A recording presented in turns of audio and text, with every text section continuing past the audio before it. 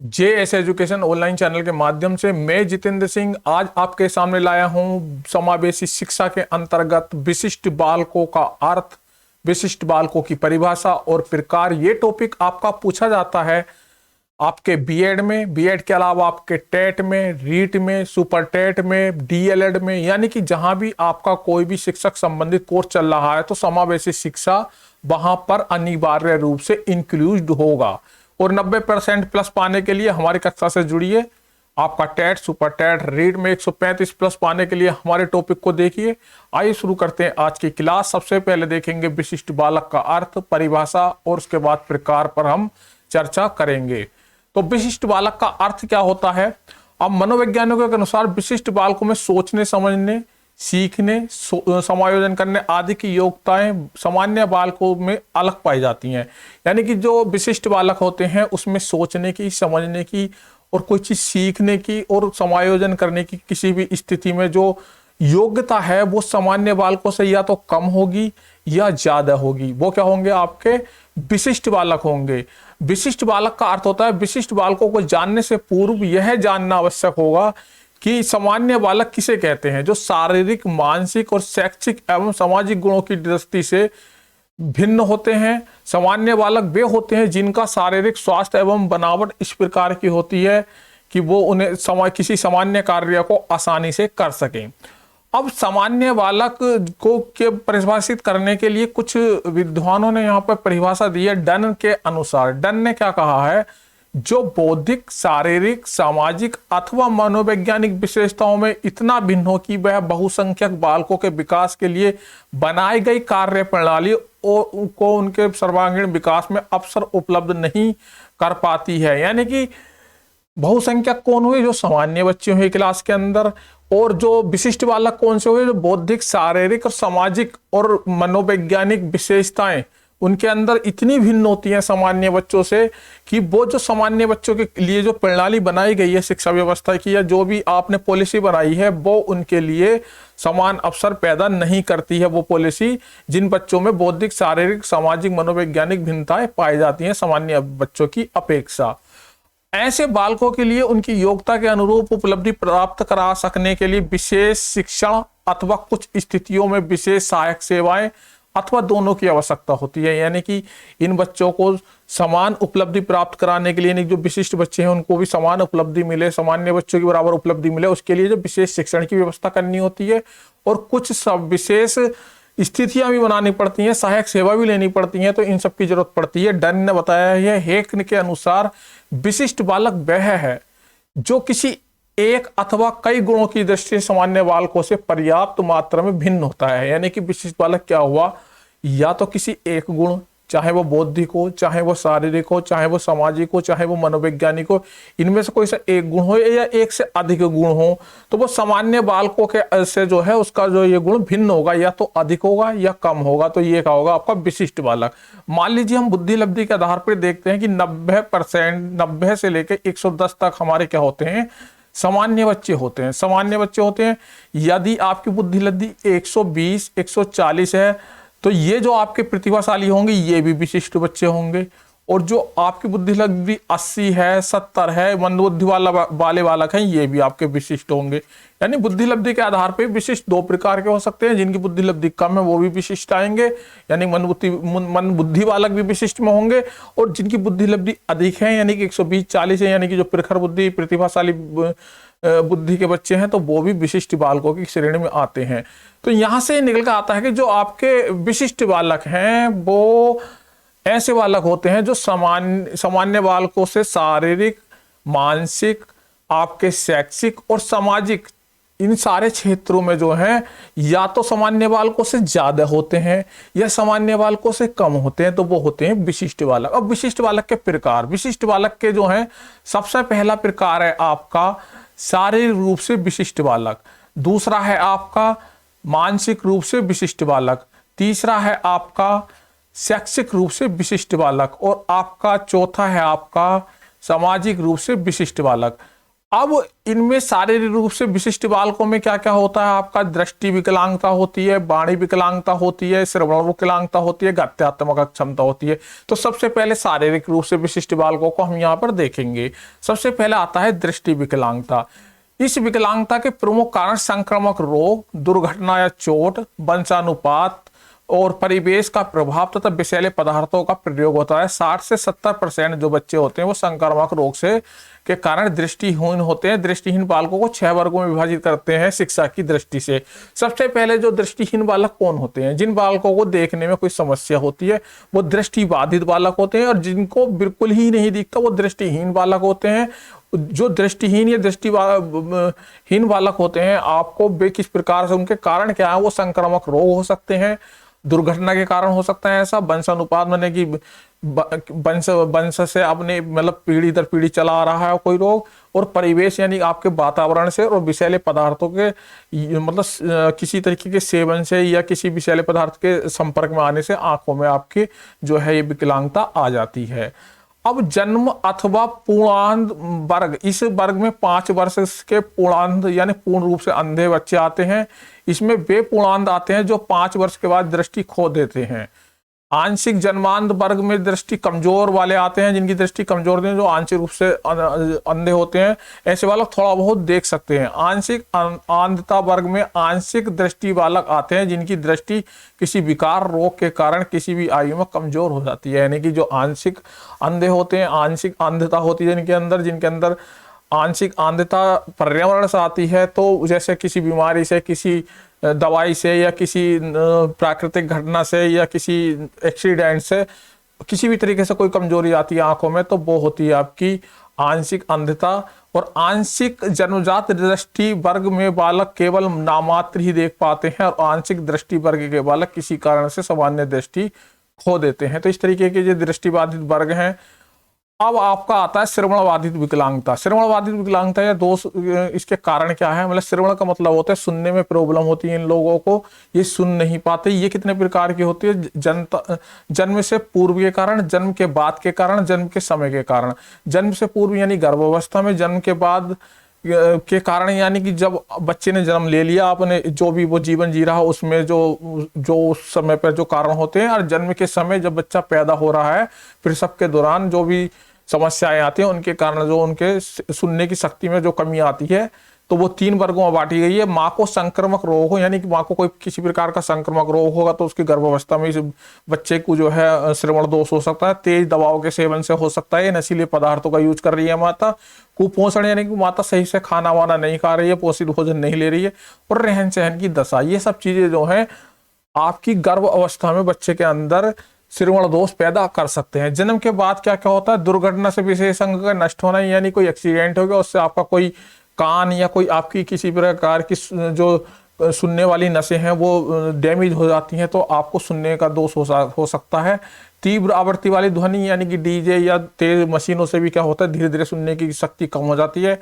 संक्रामक रोग जो श्रवण क्षमता को प्रभावित करते हैं, आपको कोई बीमारी लग गई तो उस बीमारी से भी आपकी सुनने की क्षमता कम हो सकती है। कुछ बीमारियां ऐसी होती हैं। अब जन्म के समय क्या होता है, समय जन्म से पूर्व जन्म का मतलब समय से पूर्व जन्म का होना, यानी कि बच्चे का जन्म जो 9 महीने की अवधि होती है उससे पूर्व अगर जन्म हो जाता है, यानी कम समय में जन्म हो जाता है, तो ऐसे बच्चे को भी सुनने में प्रॉब्लम हो सकती है। जन्म के समय ऑक्सीजन की कमी, यानी बच्चों को किसी कारण से ऑक्सीजन पर्याप्त मात्रा में नहीं मिल पा रही है जन्म लेते समय, तो उस समय भी सुनने की प्रॉब्लम हो सकती है। प्रसव के समय किसी उपकरण का रह जाना, यानी कि कोई उपकरण बच्चे को डैमेज कर सकता है, जैसे कि आजकल जो है ऑपरेशन या जो कृत्रिम तरीके से बच्चे पैदा होते हैं, तो उसमें जो है उपकरण लगने के जो है चांसेस रहते हैं। जन्म के तुरंत बाद पोलियो हो जाना, यानी पोलियो जैसी कोई बीमारी जन्म के समय ही जो है ये पोलियो जैसी बीमारी हो जाती है। तो इन सब चीज़ों से ये सब कारण क्या है, बच्चे के श्रवण दोष के कारण है, यानी कि सुनने की शक्ति को ये कमजोर कर देते हैं या बिल्कुल खत्म कर देते हैं। इसके बाद आता है आपका श्रवण दोष को पहचानेंगे किस प्रकार से आप, तो विकासात्मक पैमाने से आप पहचानेंगे यानी बालक को जो है एक विशेष प्रकार का जो सुनने का संवेदीगामक यंत्र होता है, तो उससे उसकी सुनने की शक्ति को हम चेक करेंगे कि बच्चा कितना सुन पा रहा है। चिकित्सीय परीक्षण के द्वारा यानी डॉक्टर जो है अपने जो है अपनी जांच के दौरान वो देखेंगे अपने जो उनके जो भी तरीके हैं उस तरीके से, मतलब मेडिकल टेस्ट के माध्यम से जो बच्चे को चेक करेंगे बच्चे की सुनने की शक्ति कितनी है, कम है, क्यों है। जीवन इतिहास विधि यानी बच्चे की जो पुरानी हिस्ट्री है, पुराना पृष्ठभूमि है, तो उसके जो पता लगाएंगे कि ये आनुवांशिक है या किसी वजह से, किसी एक्सीडेंट की वजह से इसमें जो है सुनने की कमी हुई है। क्रमबद्ध निरीक्षण, इसमें क्या होता है माता पिता अपने बच्चे पर नजर बनाए रखते हैं कि इसे सुनने में कितनी प्रॉब्लम हो रही है।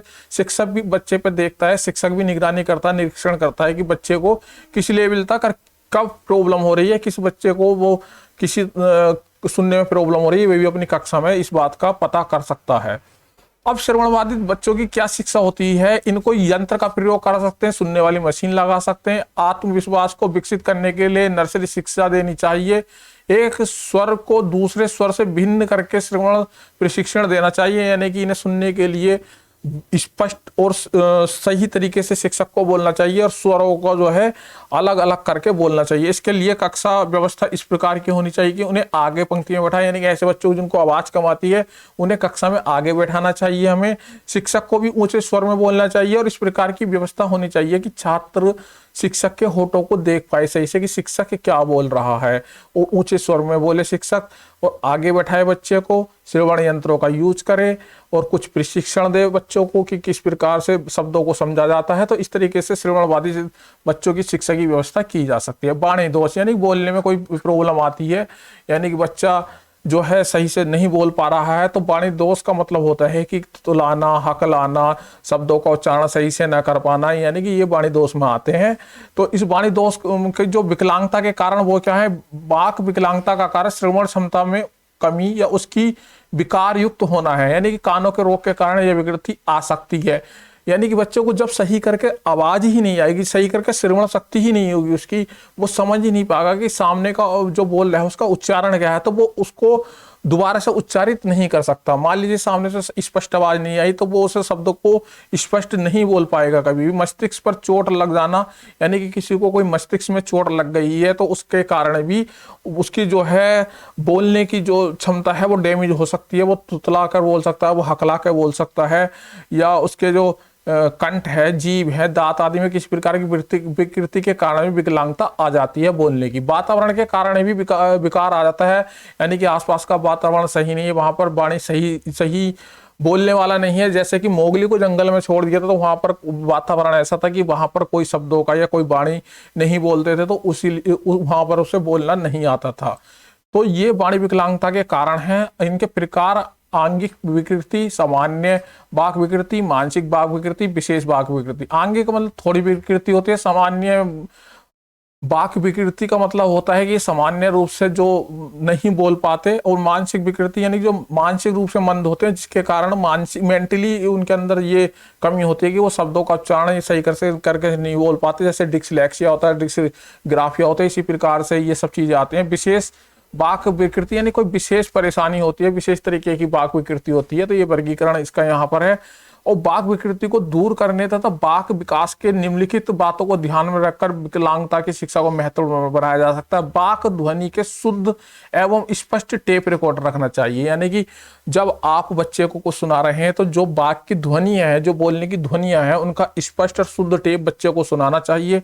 वाक विकृति का समुचित संग्रह करना चाहिए। बालक के स्वास्थ्य एवं मनोरम वातावरण में रखना चाहिए। बालक को स्वस्थ वातावरण और मनोरम जो उसके मन को भाए ऐसे वातावरण में शिक्षा देनी चाहिए। बालक के मुक्त विकास के लिए विद्यालय के वातावरण को सहज एवं स्वाभाविकता प्रदान करनी चाहिए, यानी बच्चे का वातावरण स्वतंत्र होना चाहिए, सहज होना चाहिए, जिससे कि बालक जो स्वाभाविक रूप से कोई चीज सीख सके।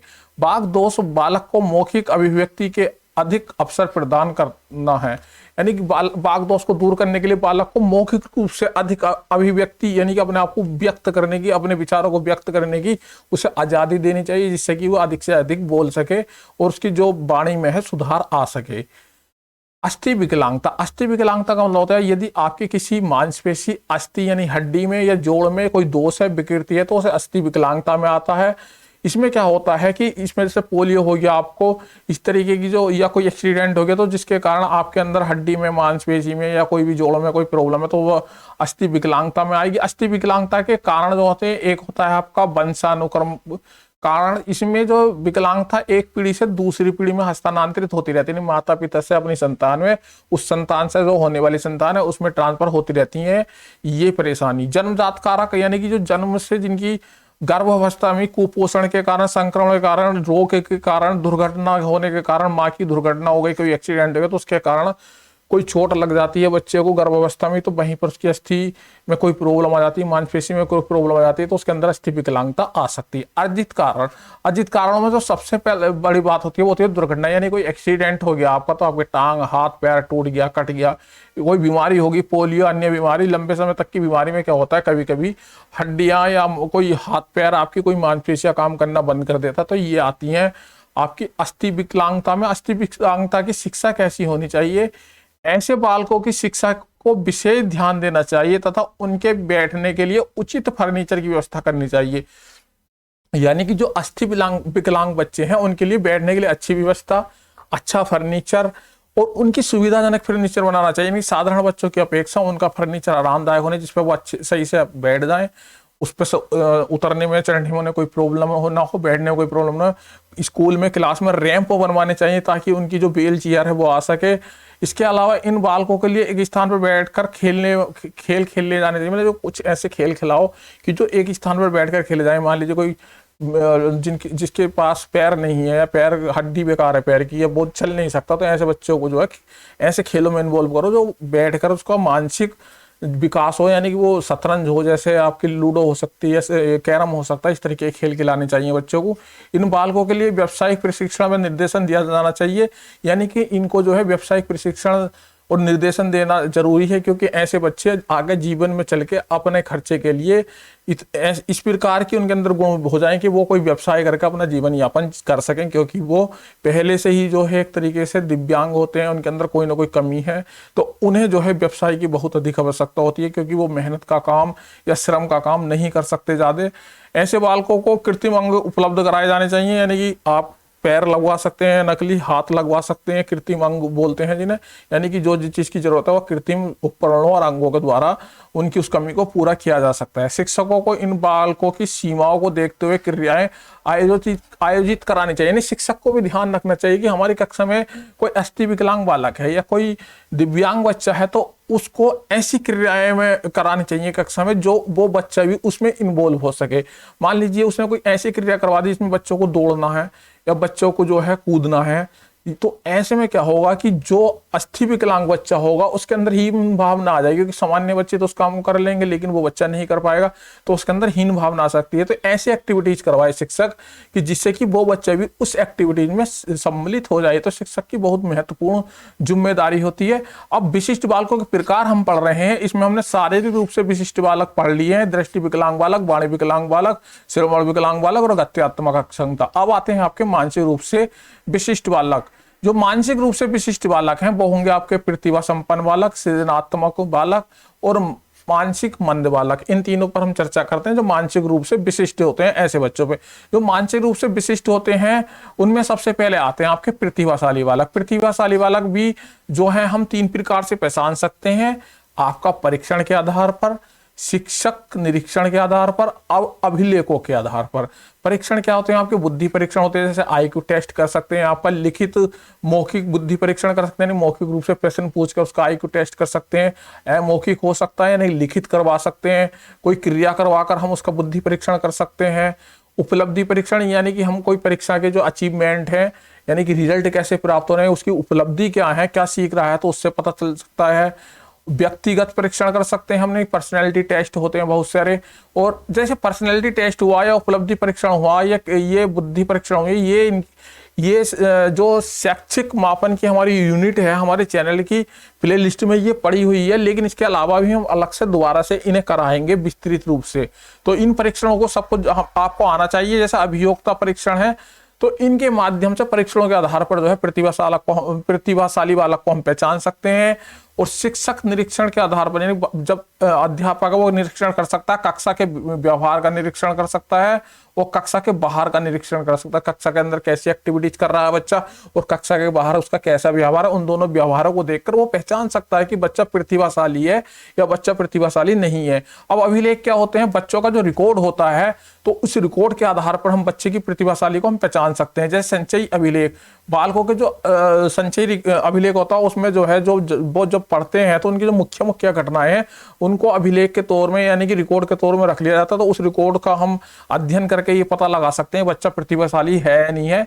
स्थानांतर प्रमाण पत्र का अभिलेख, यानी जो स्थानांतर ट्रांसफर उसकी फाइल आई है, प्रोफाइल आई है हमारे पास, तो उस अभिलेख के द्वारा हम बच्चे का पता लगा सकते हैं कि इसका पिछला प्रदर्शन कैसा रहा है। स्वास्थ्य अभिलेख, बच्चा यदि स्वस्थ है, बच्चा यदि हष्ट पुष्ट है, बच्चे के अंदर कोई बीमारी नहीं है, तो इसके मतलब हम उसका पता लगा सकते हैं स्वास्थ्य सेवी कि ये बच्चा प्रतिभाशाली है या नहीं है। निर्देशन में परामर्श अभिलेख, जो उसकी काउंसलिंग और गाइडेंस के जो उसकी रिपोर्टें हैं, तो उन रिपोर्टों के माध्यम से पता लगा सकते हैं बच्चे के अंदर प्रतिभाशाली बालक है नहीं है। मानसिक प्रगति के अभिलेख, जो मानसिक मतलब उसकी जो मेंटल कैपेसिटी है, मेंटल जो उसकी टेस्टेड है, जो उसके जो रिकॉर्ड हैं, उन रिकॉर्डों के आधार पर हम प्रतिभाशाली बालक की पहचान कर सकते हैं। प्रतिभाशाली बालक वे बालक होते हैं जिनकी बौद्धिक क्षमता सामान्य बालकों की अपेक्षा अधिक होती है और ये जीवन के विभिन्न क्षेत्रों में विशिष्ट प्रदर्शन करते हैं। टर्मेन के अनुसार ऐसे बालकों की बुद्धि लब्धि 140 से ऊपर होती है। इसके बाद आपका आता है प्रतिभाशाली बालकों के जो है शिक्षण के प्रमुख उपागम क्या होते हैं। देखिए, प्रतिभाशाली बालकों की शिक्षा एक आसान कार्य नहीं है, क्योंकि यह संख्या में कम होते हैं ऐसे बच्चे, और समूह विजातीय होता है। समूह यानी कक्षा विजातीय है। आपकी कक्षा विजातीय का मतलब होता है विभिन्न तरीके की श्रेणी के बच्चे होते हैं, यानी कि कोई बच्चा होशियार है यानी प्रतिभाशाली है, कोई बच्चा सामान्य है, कोई मंदबुद्धि है। नहीं कि आपकी कक्षा विजातीय है, अलग अलग गुणधर्म वाले जो जहां भी कैंडिडेट होंगे उसे विजातीय बोला जाता है, जिनके गुणधर्म अलग अलग हों। अतः पूरे समूह पर किसी भी एक प्रणाली को लागू करना कठिन कार्य होगा। प्रतिभाशाली बालकों के शिक्षण को प्रमुख 3 उपागम में बांट सकते हैं हम। त्वरण एक उपागम, पहला त्वरण है आपका। इसमें प्रतिभाशाली बालकों को उनके शारीरिक आयु की अपेक्षा मानसिक आयु पर प्रवेश दिया जाता है, यानी बालक का शरीर नहीं देखा जाता उसमें बालक शारीरिक रूप से चाहे वो कितना भी छोटा हो, उसके मानसिक स्तर को देखा जाता है। मान ली 10 साल का बच्चा 12 साल का या 13 साल के बच्चे के बराबर के जो है क्वेश्चन सोल्व कर रहा है, उसकी कक्षा के क्वेश्चन सोल्व कर रहा है, तो उसमें जो है उसकी मानसिक योग्यता देखी जाएगी, तो उसके आधार पर उसे जो है एडमिशन मिलेगा। समृद्धिकरण का तात्पर्य है कि नियमित कक्षाओं में दिए जाने वाले पाठ्यक्रम में शैक्षिक अनुभव अधिक देकर उसे समृद्ध बनाया जाता है। प्रतिभाशाली बालकों को समुचित विकास के लिए पाठ्यक्रम इतना कठिन होना चाहिए कि उसे पढ़ना बालक के लिए एक चुनौतीपूर्ण होना, मतलब बालक के लिए ऐसा पाठ्यक्रम हो कि बालक को एक चुनौती लगे, उस चुनौती को वो पूरा करे। क्योंकि सामान्य पाठ्यक्रम होगा तो वो उस पाठ्यक्रम को निरस समझेगा। तो इस तरीके से उसमें जो है अनुभव उसके जो है उसके पाठ्यक्रम को जो है इस तरीके से डिजाइन करना चाहिए और विशिष्ट कक्षाओं का जो है आयोजन करता रहना चाहिए समय समय पर। जो है सामान्य बच्चों के साथ तो इन्हें पढ़ाना है क्योंकि समावेशी शिक्षा है, लेकिन इन बच्चों के लिए एक विशिष्ट कक्षा भी बनानी चाहिए जो इनकी अंदर की रुचियां भी रुचि हैं, तो इनके अंदर जो है विभिन्न प्रकार की जो कार्यशैली इनके लिए इनके लेवल का अलग से एक विशिष्ट कार्य चला के इन्हें जो है कुछ हाई लेवल की चीजें भी सिखानी चाहिए। इसके बाद आता है मानसिक मंद बालक। मानसिक मंद बालक क्या होते हैं? जब बालक सामाजिक परिस्थितियों के साथ समायोजन न कर सके, यानी कि बालक के अंदर जब समायोजन करने की कैपेसिटी कम है या नहीं है, जैसे कि वो कक्षा में एडजस्टमेंट नहीं कर पा रहा है, घर में एडजस्टमेंट नहीं कर पा रहा है, हॉस्टल में एडजस्टमेंट नहीं कर पा रहा है, समाज में एडजस्टमेंट नहीं कर पा रहा है, दोस्तों के बीच में एडजस्टमेंट नहीं कर पा रहा है, यानी समायोजन नहीं कर पा रहा है, तो ऐसा बालक मानसिक मंद बालक होता है। जब बालक अपने साथियों के साथ मित्रवत व्यवहार न करे, यानी बच्चे जो बालक अपने मित्रों के साथ सही से व्यवहार न कर रहा हो, उनके साथ समायोजन ना कर रहा हो, तो ऐसा बालक ही मानसिक मंद बालक होता है। जब व्यावहारिक तथा वातावरण संबंधित कारकों से उसका मानसिक विकास न हो, यानी कि व्यावहारिक और वातावरण क्या हुआ कि उसके जो व्यवहार है, उसका जो वातावरण, उसके कारण से भी जो है मानसिक विकास रुक गया, यानी उसके आसपास जो है इतने इस तरीके के लोग नहीं है कि जो उसका मेंटल जो कैपेसिटी जो मेंटल डेवलपमेंट होना चाहिए था वो किसी वजह से नहीं हो पा रहा है, क्योंकि उसके आसपास वातावरण उस तरीके का नहीं है। तो वो ही मंद बालक होगा जब बालक उतना कार्य न कर सके जितना उसकी आयु के लोगों से आशा की जाती है। कहने का मतलब यह है कि कोई 15 साल का बच्चा है, 15 साल के बच्चे जो और सब कार्य कर रहे हैं, लेकिन कोई बच्चा 15 साल का होते हुए भी वो 14 या 13 साल या 12 साल तक के बच्चे की बराबर भी कार्य नहीं कर पाता है। वो चाहे मानसिक कार्य हो, चाहे वो शारीरिक कार्य हो, चाहे वो शैक्षिक कार्य हो, यानी कि किसी भी प्रकार का कोई कार्य वो इस लेवल का नहीं कर पा रहा है अपनी उम्र की बराबरी के बच्चों का, तो वो मानसिक मंद बालक की श्रेणी में आता है। विशेष शारीरिक दोष के कारण वह सामान्य कार्य न कर सके, यानी कि उसके अंदर कोई विशेष शारीरिक दोष है जिसकी वजह से वो जो है कार्य नहीं कर पा रहा है, तो उसके अंदर भी मानसिक मंदता आ जाती है। जब बालक में कुछ ऐसे दोष हों जिन्हें परिष्कृत नहीं किया जा सकता, तो उससे भी मानसिक मंदता आ जाती है। बालक के अंदर कोई ऐसा दोष है जिसे हम सही कर ही नहीं सकते, तो उससे भी मानसिक मंदता आ जाती है बालक के अंदर। मानसिक मंदता एक ऋणात्मक संकल्पना है। मानसिक रूप से मंद बालक घर, समाज तथा विद्यालय का कार्य नहीं कर पाते। डोल ने 1941 में मानसिक मंदता की पहचान के लिए 6 प्रमुख बातें बताई थी, जो कि हमने 6 की 6 यहाँ पर चर्चा की है इन पर। अब आता है मानसिक मंदता का वर्गीकरण। मानसिक मंदता का वर्गीकरण देखेंगे हम तो शारीरिक रूप आधार पर, मंदता के आधार पर, और दूसरों पर रहने पर आश्रित, और बुद्धि लब्धि के आधार पर। तो शारीरिक अवस्था के आधार पर क्या होगा, मस्तिष्क की आघात, यानी मस्तिष्क में किसी प्रकार की कोई चोट लग जाने के कारण भी मानसिक मंदता आ सकती है। और ये रोगों के नाम है मंगोलिया, क्रोटीन और फेनिकल यूरिक और हाइड्रोसेल्फी और सेरिब्रल पालिस, ये सब बीमारियां होती हैं मस्तिष्क संबंधी। इनके कारण मानसिक मंदता आ जाती है, यानी शरीर से संबंधित बीमारी हुई है।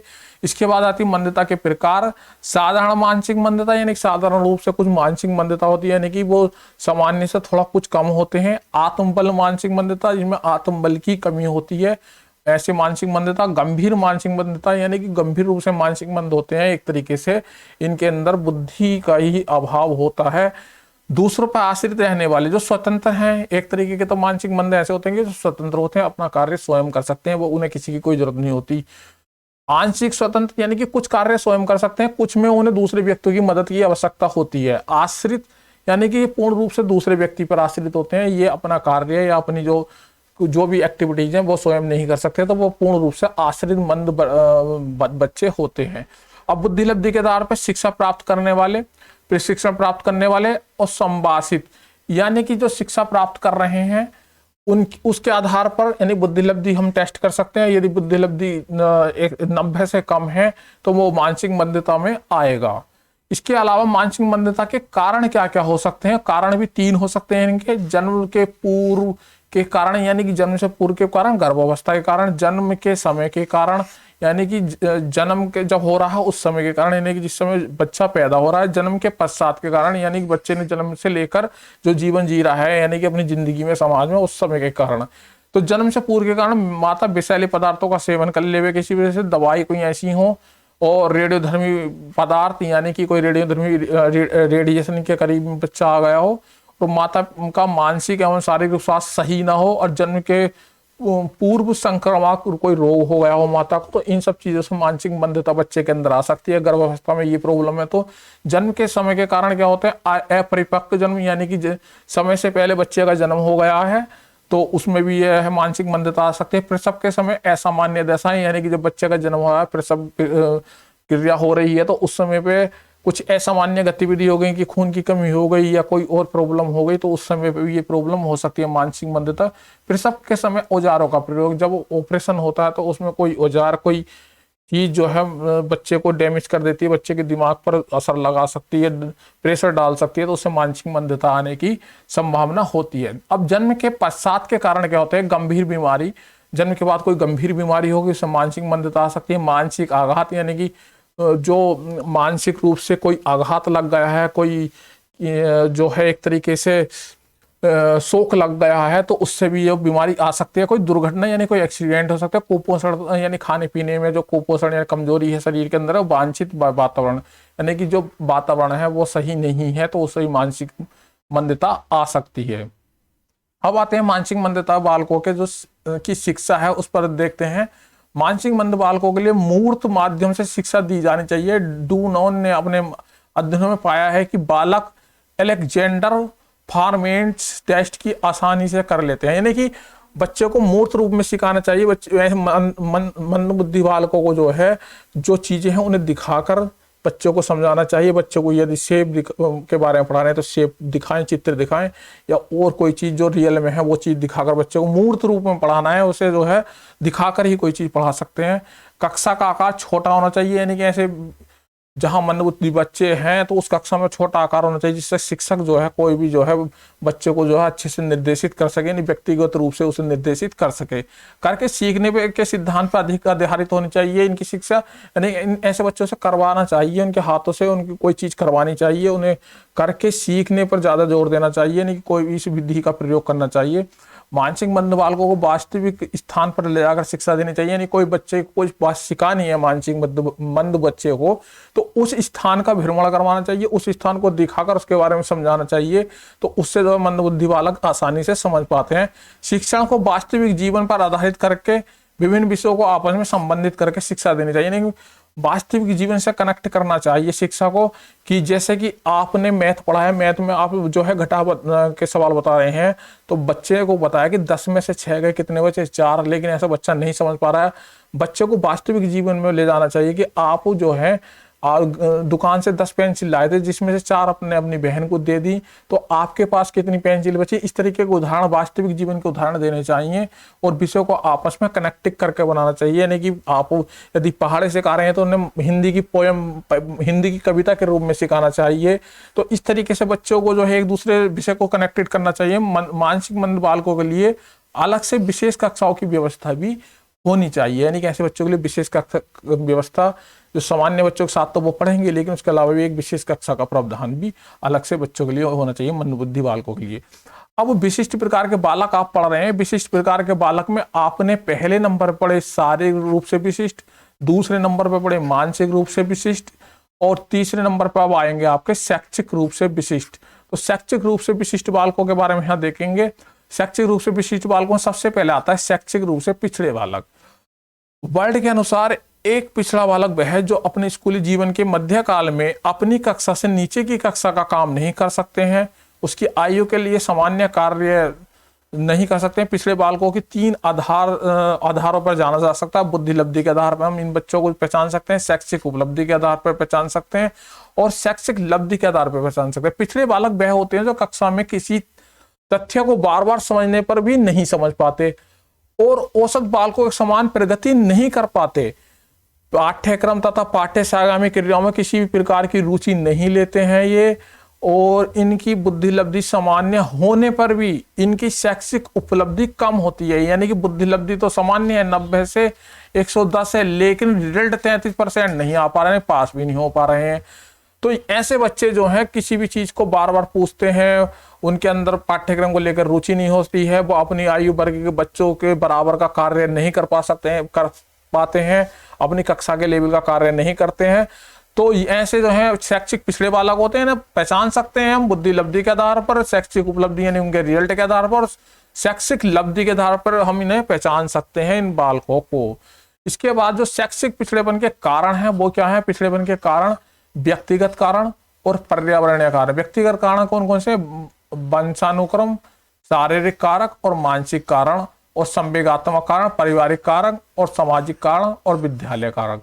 तो इनमें जो वंशानुक्रम कारण है वो जो है बच्चे को एक पीढ़ी से दूसरी की पीढ़ी में जो है शैक्षिक पिछड़ापन आता है। शारीरिक कारण है, शारीरिक रूप से किसी वजह से कोई कमी है तो पिछड़ापन आ सकता है। मानसिक कारक यानी जो बच्चे के अंदर बुद्धि लब्धि है, उसकी जो माइंड है उसमें कोई कमी है तो उसके वजह से आ सकता है। और संवेगात्मक कारक में क्या होता है? पारिवारिक कारक होते हैं। परिवार में इस प्रकार की परेशानियां हैं कि वहां पर जो बच्चे को प्यार नहीं मिल रहा है, बच्चे को जो ईर्ष्या है, बच्चे के लड़ाई झगड़े चल रहे हैं, परिवार के अंदर कलेश है, तो उस तरीके से शैक्षिक पिछड़ापन आ सकता है। सामाजिक कारक भी हो सकते हैं, यानी समाज में उसका तिरस्कार है, समाज को सही से जो है समाज उसे प्यार नहीं दे रहा है, उसको तिरस्कार कर रहा है, तो शैक्षिक पिछड़ापन हो सकता है। विद्यालय भी हो सकता है पर्यावरण कारण में, कि विद्यालय में जो है सही करके जो शिक्षा व्यवस्था को लागू नहीं करा जा रहा है, शिक्षा बच्चे का जो है वातावरण सही नहीं है विद्यालय के अंदर, तो उस तरीके से शैक्षिक पिछड़ापन आ सकता है। पिछड़े बालकों की शिक्षा कैसी होनी चाहिए? शिक्षक व्यावहारिक और अनुभवी होनी चाहिए। यानी कि शिक्षक ऐसा हो कि जो टीचर जो है वो व्यावहारिक हो, और अनुभवी हो, यानी कि वो प्रैक्टिकली व्यावहारिक रूप से बच्चे को ज्ञान दे, और शिक्षक को अनुभव होना चाहिए पिछड़े बालकों को पढ़ाने का, यानी कि एक अनुभव शिक्षक की जरूरत होती है। शिक्षक को मनोविज्ञान का भी ज्ञान होता है, जिससे वे छात्रों की विशेष परेशानी और कठिनाइयों को समझ सके। यानी कि शिक्षक को जो है साइकोलॉजी का ज्ञान होना चाहिए, जो बच्चे की जो समस्याएं आ रही हैं, बच्चे के अंदर जो प्रॉब्लम आ रही है, उन कठिनाइयों परेशानियों को समझकर उन्हें दूर करने का प्रयास करें। शिक्षक के अंदर मनोविज्ञान का ज्ञान होना चाहिए। पिछड़े बालकों में असफलता की दर अधिक होती है, अतः शिक्षक के अंदर धैर्य होना चाहिए। बच्चे जो हैं, ऐसे बच्चे असफल अधिक होते हैं, तो ऐसे बच्चों के असफलता को धीरे धीरे सफलता में बदलने के लिए शिक्षक के अंदर एक धैर्य होना चाहिए। शिक्षक को बाल केंद्रित शिक्षण विधियों का प्रयोग करना चाहिए, कि शिक्षक को ऐसी कक्षा में जहां पर पिछड़े बालक हों, तो वहां पर बाल केंद्रित शिक्षा का प्रयोग करके बालकों को ज्यादा एक्टिव करना चाहिए। बालकों के क्रियाकलापों को एक्टिव करके जो है वहां पर शिक्षा में उन्हें इन्वॉल्व करना चाहिए, शिक्षा में उनकी रुचि उपलब्ध करवानी चाहिए। तो इस तरीके से बाल केंद्रित शिक्षाएं होनी चाहिए। विशिष्ट कक्षाएं होना चाहिए, यानी सामान्य बच्चों के अलावा इनके लिए विशिष्ट कक्षा भी लगानी होंगी, क्योंकि पिछड़े बालकों को अलग से पढ़ाना भी चाहिए। सामान्य कक्षा में विशिष्ट प्रावधान होना चाहिए, यानी कि जो सामान्य कक्षाएं चलनी है उसके अंदर भी पिछड़े बालकों के विशिष्ट प्रावधान, यानी पाठ्यक्रम लचीला होना चाहिए। पाठ्यक्रम उस हिसाब से डिजाइन करो, शिक्षण विधियों का इस प्रकार से प्रयोग करो कि जो पिछड़े बालकों को भी लेकर चले, और ऐसी एक्टिविटीज करवाओ जिनमें पिछड़े बालकों का भी थोड़ा विकास हो। तो इस तरीके के प्रावधान होने चाहिए। अब सीखने में अक्षम बालक, जो सीखने में अक्षम बालक हैं, वो सीखने में अक्षम बालक उन बालकों को कहते हैं जो कि मौखिक अभिव्यक्ति, सुनने संबंधी क्षमता, लिखित कार्य, मूलभूत पढ़ने की क्रियाओं में, गणित गणना, गणितीय तर्क तथा स्पेलिंग में उनकी शैक्षिक उपलब्धि तथा बौद्धिक योग्यता में सार्थक विभेद दिखाई देता है। यानी कि जो उनके पढ़ने लिखने की शक्ति है, जो उनके बोलने की, अभिव्यक्त करने की बातें हैं, और जो उनकी स्पेलिंग, गणित, तर्क, तो उनकी जो उपलब्धि आती है, उस उपलब्धि में और जो बौद्धिक योग्यता है उसमें काफी अंतर होता है। बौद्धिक योग्यता तो है बच्चे की अधिक, और जो उपलब्धि मिल रही है वो मिल रही है कम, तो उनमें दोनों में भेद है। तो इसका मतलब सीखने में अक्षम हो रहा बालक, यानी कोई नई चीज नहीं सीख पा रहा है, तो इसका परिणाम जो होता है बालक सीखने में अक्षम होता है। यह बालक ठीक प्रकार से सोचने, बोलने, पढ़ने तथा लिखने में नहीं पाते, यानी ऐसे बच्चे ना सही से बोलते हैं, ना सही से पढ़ते हैं, ना सही से लिखते हैं, ना सही से सोचते हैं। तो ऐसे बच्चों को सीखने में अक्षम बालक कहते हैं। नहीं, बौद्धिक स्तर तो उनका ऊंचा है, लेकिन वो जो है उस लेवल से नहीं सीख पा रहे हैं, तो वो क्या हुए, सीखने में अक्षम बालक हुए। अब विशिष्ट बालक के प्रकार जो हम पढ़ रहे हैं, इसमें शारीरिक रूप से विशिष्ट बालक हमने पढ़ लिए, मानसिक रूप से विशिष्ट बालक पढ़ लिए, शैक्षिक रूप से विशिष्ट बालक पढ़ लिए।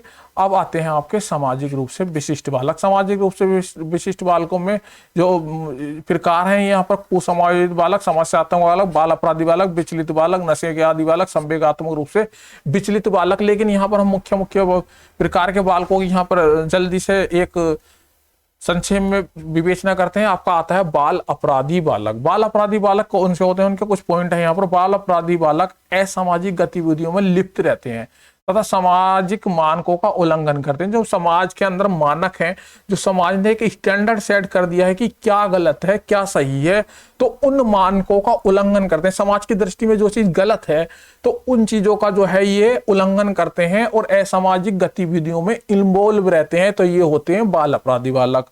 दूसरे का पॉइंट है बाल अपराधी बालक एक किशोर होते हैं, जो लगभग 12 साल से 21 साल की आयु में होते हैं। यानी कि जो बच्चे छोटी उम्र में, जो 21 साल से कम के बच्चे होते हैं, 12 साल 21 साल के बीच के बच्चे जो गलत कार्य करते हैं, जो गलत चीजों में लिप्त रहते हैं, जो सामाजिक उल्लंघन करते हैं, जो असामाजिक गतिविधियां करते हैं, तो वो जो जिनकी उम्र 12 से 21 के बीच में होते हैं, वही बाल अपराधी के अंतर्गत आते हैं। इनकी असामाजिक गतिविधियां इतनी अधिक होती हैं कि उनके प्रति कानूनी कार्रवाई की आवश्यकता होती है। अब ऐसे बच्चे को जो है, जब वो इस प्रकार की गतिविधि कर देते हैं, इतनी गहन अपराध कर देते हैं कि उन्होंने किसी का मर्डर कर दिया, किसी के साथ कोई रेप कर दिया, तो उसमें क्या होगा, कानूनी कार्रवाई की आवश्यकता होती ही होती है। और इन्हें जो है जहां रखा जाता है उसे किशोर बंदी गृह में रखा जाता है। अपराधी बालकों की जो क्रियाएं हैं वो विभिन्न प्रकार की होती है। अर्जन करने की प्रवृत्ति, धोखाधड़ी, उग्र प्रवृत्ति, बचने या भागने की प्रवृत्ति, यौन अपराध जैसे बलात्कार, रेप इत्यादि। तो ये इनके प्रकार होते हैं अपराधियों के। अब बाल अपराधियों के कारण क्या होते हैं? कारण में है व्यक्तिगत कारण, पर्यावरण कारण। व्यक्तिगत कारण वंशानुक्रमक, वही जो माता पिता से मिल रहे हैं गुण, उसी आधार पर जो है इनके अंदर जो माता पिता मतलब अपराधी हैं तो अपराधी किस्म के, तो उनके माता पिता से जो जैसे गुण मिले वो भी अपराधी बन गए। शारीरिक रूप से कोई जो है अक्षम है या शारीरिक रूप से जो है उसके मन में कोई कुंठा है कि यानी कि वो ठीक ना है, वो मोटा है, वो काला है, या उसके कोई अंग भंग है, तो इसमें क्या होता है शारीरिक रूप से जो उसके अंदर मन जो है एक तरीके की ईर्ष्या हो जाती है, उसके अंदर जो है एक वो अपने आप को अक्षम मानता है, तो उसको लेकर वो अपराध करना शुरू कर देता है। मानसिक रूप से कुछ मानसिक बीमारियां होती हैं जिसके कारण जो है बहुत सारी जो है लोग अपराध करते हैं। पर्यावरण कारण क्या होता है? सामाजिक वातावरण, यानी कि समाज का वातावरण ही ऐसा है या समाज की परिस्थिति ऐसी है, समाज ने उसका इतना तिरस्कार कर दिया कि वो बाल अपराध करने के लिए मजबूर हो गया। पारिवारिक वातावरण, परिवार के लोग ही इस तरीके के हैं, परिवार के लोग गलत कामों में इन्वॉल्व हैं, परिवार में ही गलत चीजें हो रही हैं, तो बालक बाल अपराध की तरफ चला जाता है। विद्यालय वातावरण, विद्यालय में उसके दोस्त या उसके टीचर या वहां का जो वातावरण है वो संदिग्ध है, या वहां पर जो गलत चीजें ज्यादा एक्टिव हैं, यानी कि असामाजिक तत्वों का ज्यादा योगदान है, तो वहां भी जो है बच्चा बाल अपराधी हो जाता है। ये कारण है। अब व्यक्तिगत कारण क्या होते हैं बाल अपराधी को? होते हैं शारीरिक कारण और वंशानुगत कारण और मानसिक कारण।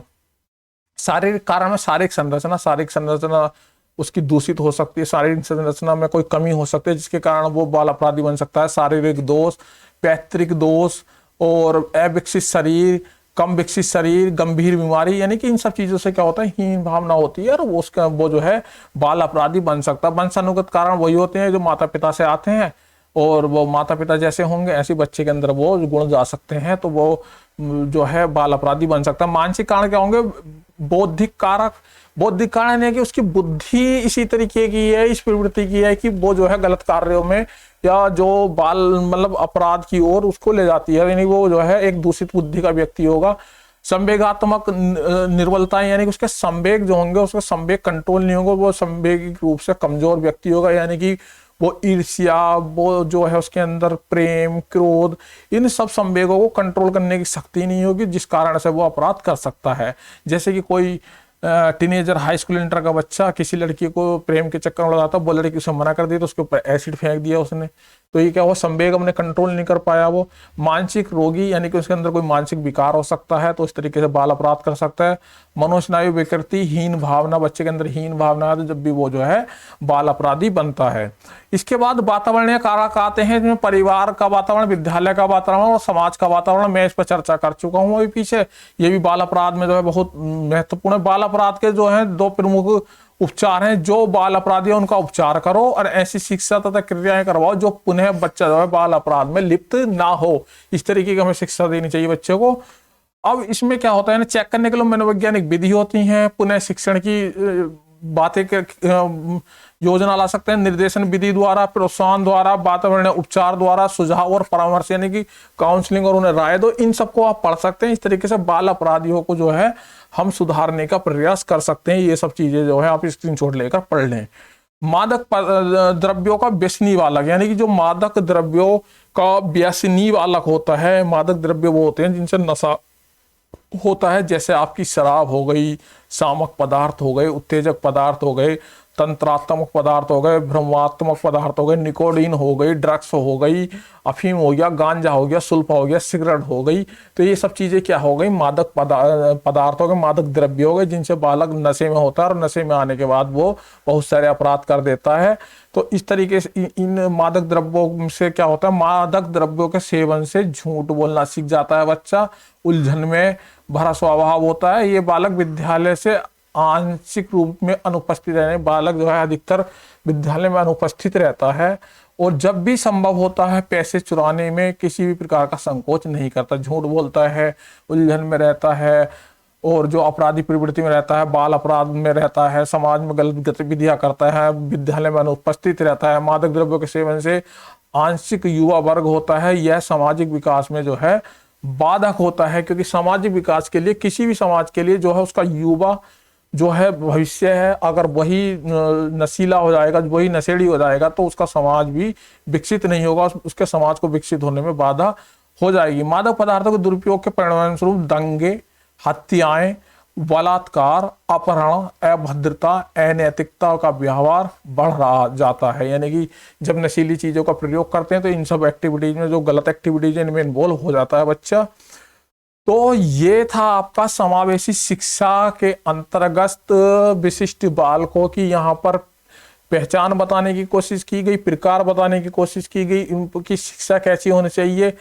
इसके अलावा भी जो विशिष्ट बालक हैं, जैसे आपके श्रवण बाधित हो गए, आपके दृष्टि बाधित हो गए, आपके मूक बाधित हो गए, आपके अस्थि बाधित हो गए, तो इनकी एक सेपरेट क्लास अलग से होगी, जो विस्तृत होगी कि कितने डेसिबल से कितने डेसिबल कौन से लेवल का हो सुनने में श्रवण होता है, या कितनी दूरी का देखने का जो है आंशिक दृष्टि बाधित है। तो ये जो यहाँ पर हमारा जो प्रयास था वो था आपको ये समझाना कि विशिष्ट बालक कितने प्रकार के होते हैं, उनकी शिक्षा कैसी होती है।